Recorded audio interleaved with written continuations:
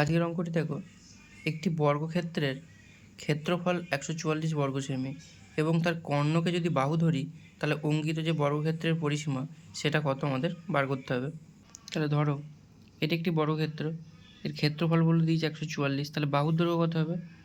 বাহুর দৈর্ঘ্য হবে √144, মানে কত হবে? 12 সেমি। তাহলে কর্ণের দৈর্ঘ্যটা কত হবে? কর্ণের দৈর্ঘ্যটা হবে √2 ইন্টু একটি বাহুর দৈর্ঘ্য, একটি বাহুর দৈর্ঘ্য হচ্ছে 12, তাহলে সমান সমান 12√2। এবার বলেছে কর্ণটাকে যদি বাহু ধরি তাহলে যে অঙ্কিত যে বর্গক্ষেত্র হবে এই বর্গক্ষেত্রের পরিসীমাটা আমাদের বার করতে হবে। তাহলে এই কর্ণটা কত বেরোলো? কর্ণ বেরোলো হচ্ছে 12√2, তার মানে একটি বাহুর দৈর্ঘ্য বেরিয়ে গেল 12√2, তাহলে পরিসীমা কত হয়ে যাবে? দেখো পরিসীমা হবে